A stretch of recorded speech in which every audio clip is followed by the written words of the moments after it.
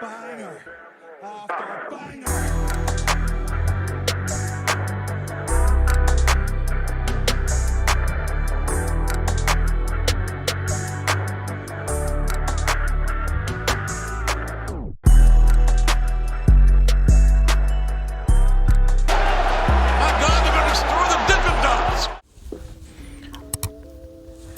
Okay, so watching this week's episode of Dynamite, I kind of sat back and wondered how I'm gonna do this review, because I try to be as positive as I can while being as honest as I can. Like, I don't want to just come on and just rant about a show just to rant, or bury a show just for the sake of burying it, just for views or clicks or whatever. I want to be as honest with these reviews as humanly possible, while keeping it positive, giving my criticisms while not coming off as a hater. But sometimes you just gotta rip some stuff apart. And this week's episode of Dynamite, I'm not gonna lie to y'all, this week's episode of Dynamite was pretty bad. There was some good parts to the show, but overall, man, I don't know, something just felt off. It felt weird. There were parts where I just wanted to turn this off and watch basketball. I'm not gonna hold you, man. I felt like, man, there's something else I could be doing with my time right now. But I try to make a commitment. I try to keep my content as consistent as possible. I do these weekly Dynamite reviews, and I try to keep it as consistent as I can, as possible. But it was hard this week, man. This week's episode, it didn't make it very easy for me. You know what I mean? Certain segments on this week's episode of Dynamite just fell off. From the opening segment to the main event, I don't know. I mean, this week's episode of Dynamite started off with a pillar segment, another pillar segment. 3 of the 4 pillars, we had Sammy Guevara, Jungle Boy, Darby Allin doing what they've been doing for the past few weeks. They come out, one person will come out, then somebody will interrupt, and another person will interrupt. And then it's, oh, you're a horrible person. No, you're a horrible person. Well, he's a horrible person, but you're way more horrible than this person is. And blah, blah, blah. It's the same thing we've been getting for the past few weeks. To me, this segment dragged a little bit. And I saw on Twitter that a lot of people were saying, oh, please let MJF come out and save this. Please let MJF come out and save this. I was thinking the same thing. I kind of felt like this went on way too long. And yeah, man, MJF ultimately came out and saved the segment. He didn't really say much. He did kind of do his normal MJF-isms. Oh, this town sucks, blah, blah, blah. His normal MJF shtick. But he did throw a little bit of a wrinkle into the fold, because this whole time, a lot of people were speculating and expecting that this whole thing would culminate with a fatal 4-way between all 4 of these dudes for the AEW Championship. But that's not the case. What's happening is we're going to get a tournament which started this week's episode of Dynamite, where you get 2 dudes that face off against each other, and then they'll face off against whoever has the bye. Now, MJF pulled a name out of the hat, and the person that had a bye this week was Darby Allin. So, which means in the main event, it was Jungle Boy taking on Sammy Guevara, and whoever wins that match will go on to face Darby Allin. So, somewhere in the middle of the show, MJF approached Sammy Guevara and said, listen, I'm going to give you a blank check, and you write whatever amount of money you want. And if you do, I'll help you beat Jungle Boy, and then you go on, and then I'll help you beat Darby Allin. And in the main event of Double or Nothing, you just lay down, you get your main event spot, you get your title match, but you lay down for me, and I win and I retain my AEW championship. And Sammy Guevara actually agreed to this. He wrote whatever amount of money he decided to write on the check. MJF agreed to it. So in the main event between Jungle Boy and Sammy Guevara, they actually had a good match. I mean, I didn't expect anything less. And I do believe that they said that this is their first time facing each other. The first time Sammy and Jungle Boy are facing off against each other. And the match was good for what it was. MJF interfered, knocked out Jungle Boy. Sammy Guevara won by countout, so he's going on to face Darby Allin next week. And Sammy Guevara and MJF celebrated like they're the best friends, they're best buddies, buddy old pals. celebrated. They party like it was 1999. They did. So next week it will be Darby Allin versus Sammy Guevara. Now a lot of people were speculating, or not. Well, first things first, a lot of people were upset that it's not going to be a fatal 4-way match. It's actually going to be a 1-on-1 match. And then you had some people speculating that somehow, some way, that this will still lead to a fatal 4-way match. And my whole thing is, if it's ultimately going to lead to a fatal 4-way match, just make it a fatal 4-way from jump. Don't make us jump through hoops like, oh, well, shenanigans, so now we have to make it a fatal 4-way because he didn't win the right way, or whatever the fuck, man. Just make it a fatal 4-way if that's what you're gonna do. And if you're just gonna make it a 1-on-1 match, I mean, I don't know, but I don't know whether it's a 1-on-1 match between Darby Allin and MJF or a fatal 4-way match. My interest in this whole feud has gone down a little bit. I didn't care as much as I did as the first time all 4 of these men got into the ring and made their intentions known that this is what they wanted. Now I don't care. I mean, who knows? Maybe next week we'll turn things around. Maybe this will pick up a little bit. But as of right now, man, I don't care. I don't really have too much interest in this. Speaking of something I do not have any much interest in, you already know what time it is. It's time for me to complain about the women. And I've made this point week after week after week with the whole Outcasts versus the Originals or whatever this is going on. I lost interest. I don't care.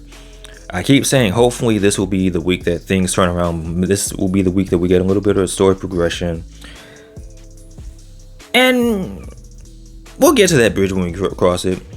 I also forgot to mention that this week's episode of Dynamite is taking place in Pittsburgh, aka Britsburg, the home of Britt Baker, DMD. Dr. Britt Baker, DMD, my bad. So her and Jamie Hayter had a tag team match against the Outcasts. And for what it was worth, it was actually a really good match. I actually enjoyed the match a lot. It was pretty fun. Britt Baker was looking good. She was looking like a big hero. You know, big hero Britt, you know what I'm saying? Don't take my gimmick, but you know, big hero Britt was showing up in Pittsburgh. Her and Jamie Hayter won the match. I don't know if Jamie Hayter's injured. I know after the match it looked like she was being helped to the back, so I don't know if that's kayfabe storyline wise or if she's legit injured. I hope she's okay. I hope Jamie Hayter is indeed okay.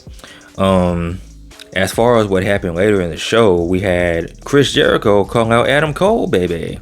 So we finally have the face-to-face between Adam Cole and Chris Jericho. They have their standoff.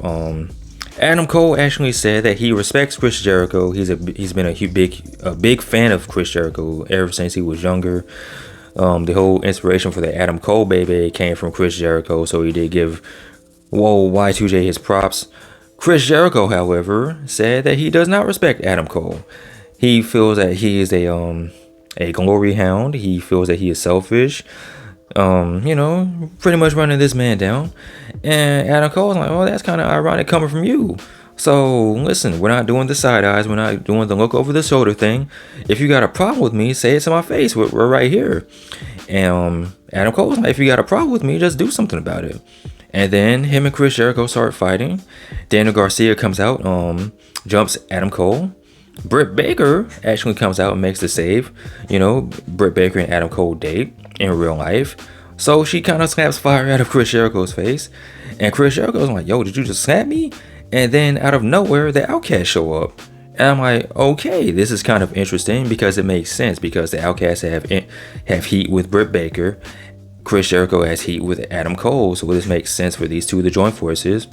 So as the Outcasts are beating down Britt Baker, Chris Jericho and Daniel Garcia handcuff Adam Cole's wrist to the ring rope, and he's forced to watch the Outcast beat up his woman, his girl, his best friend, his rib, if you will. So I'm like, okay, so we did get a little bit of story progression. We've got something different. So I'm willing to see where this goes. This is kind of the beginning portions of this feud between Chris Jericho and Adam Cole. And we did get a little bit of storyline advancement with the Outcast and Britt Baker. So I'm willing to give this a chance. I'm willing to see where this goes. Hopefully they can start building my interest in this feud a little bit more. You know, so I'm not too mad at that. That was actually pretty cool.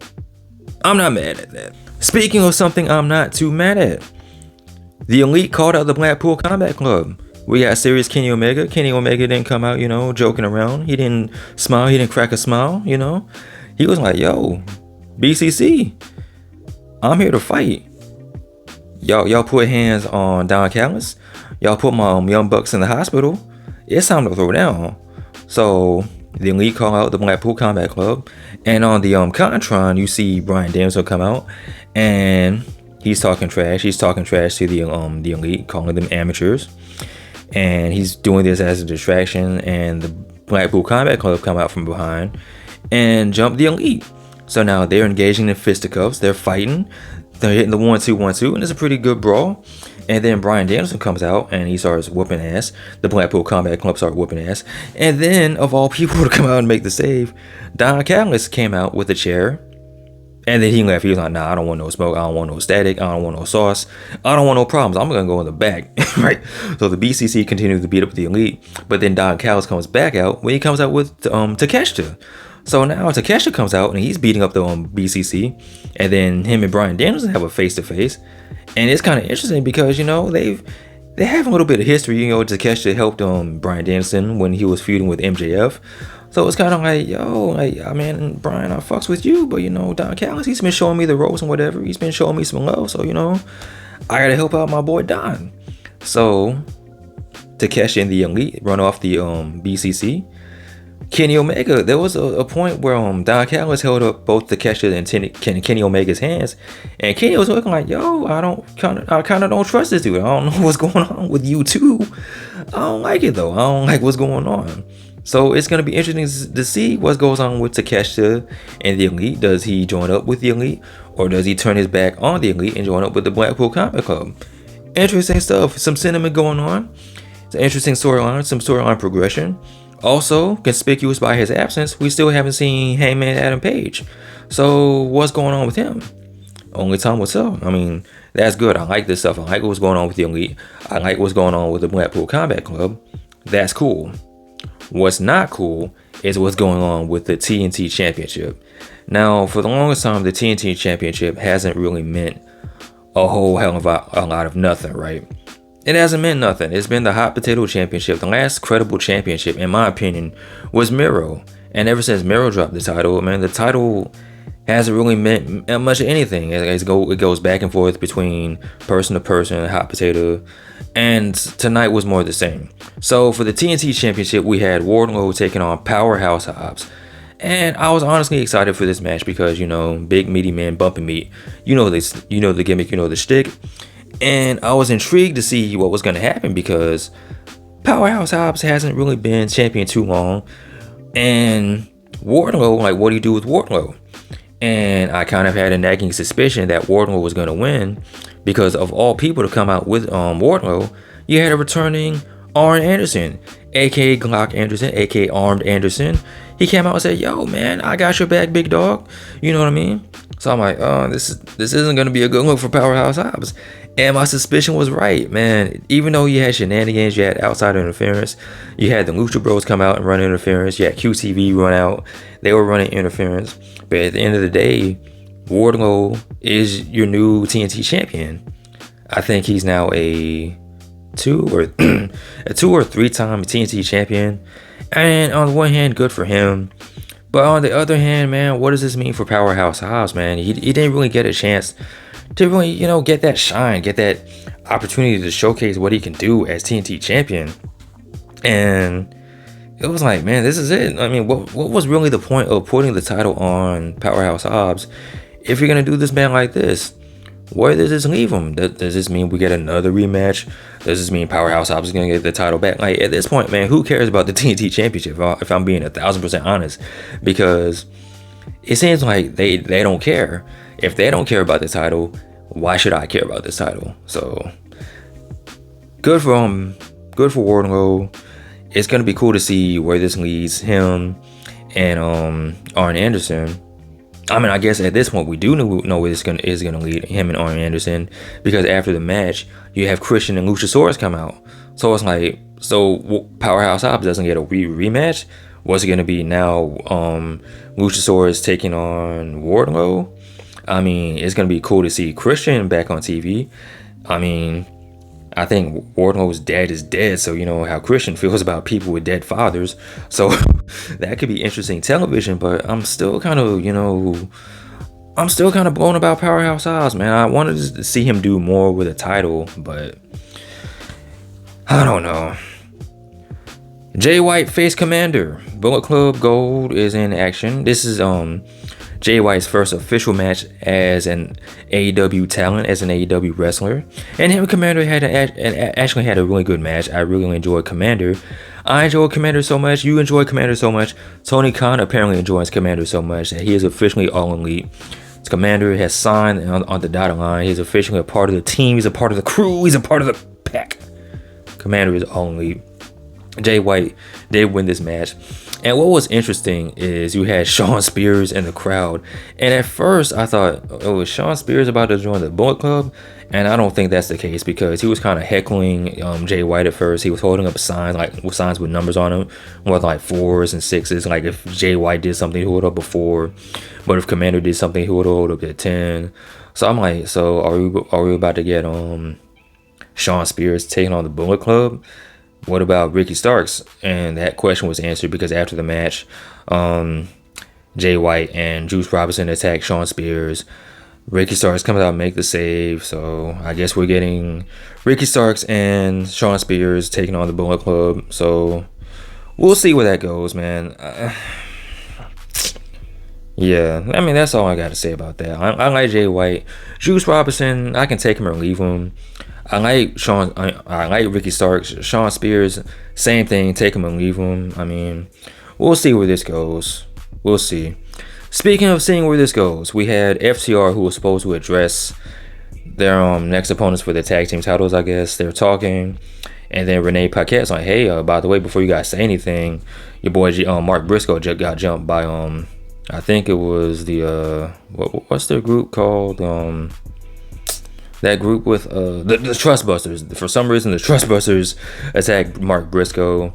So FTR goes to check on Mark. And with Mark is Jeff Jarrett, the GOAT, the real 4 pillars of AEW. Jeff Jarrett with Jay Lethal and Sanjay Dutton, the crew. So on Rampage is going to be, I think, Jeff Jarrett and Jay Lethal and FTR taking on the Trustbusters in honor of Mark Briscoe, doing it for their boy Mark. Whatever. I like Jeff Jarrett. Whatever, man. Speaking of Rampage, Jeff Hardy is going to be on Rampage. He's going to address the AEW Galaxy. So it's going to be good to see Jeff Hardy come out and, say what's next. The Hardy Boys and Isaiah Cassidy and Hook are going to be competing in a final deletion match against the Firm. So I don't know exactly when that's going to take place, but that should be pretty entertaining, because I do like these goofy cinematic matches. I do like goofy Matt Hardy. I like goofy Jeff Hardy. So I'm kind of popping for that. Other than that, we had the JAS taking on the Acclaim, and if the Acclaim lost, they had to join the Jericho Appreciation Society. The Acclaim won. They don't have to join. Whoop-de-doo. Who cares? So, man, yeah, that was this week's episode of Dynamite. And I felt mixed reactions for episodes of Dynamite, where it's like, man, it was mid, but I overall still enjoyed the show. This week's show felt like kind of a waste of time. Like, if you didn't see this show, I would just say watch the clips on YouTube, watch somebody review it, watch me review it, watch your favorite YouTuber review it, man. But don't go out of your way to actually sit down and watch the show. Catch the clips on YouTube, catch the clips on Twitter. Like, just fast forward if you have to, but man, don't waste your time watching the show, because it was pretty bad, man. This week's episode was pretty bad. This was like the first time I've legit said that an episode of Dynamite is bad. I've said Dynamites have been weak. I've even said they've been mid. I've never said they've been bad until this episode. This one was pretty bad, man. It gets an honorary L. The very first honorary L I've given to anything on this channel, man.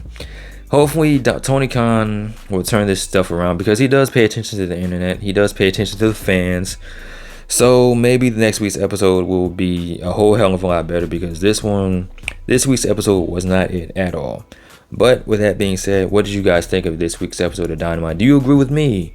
Do you think I'm being a little bit too harsh? Do you think I'm being overly critical? Do you think I'm being a hater? Or do you agree? Do you think, yeah, Chris, you're 100% right. This episode sucked. It was bad. There was good parts to it, but it was pretty bad for the most part. Let me know in the comment section below. Of course, as always, like, comment, and subscribe. You guys take care. Be easy. I'm out. Peace.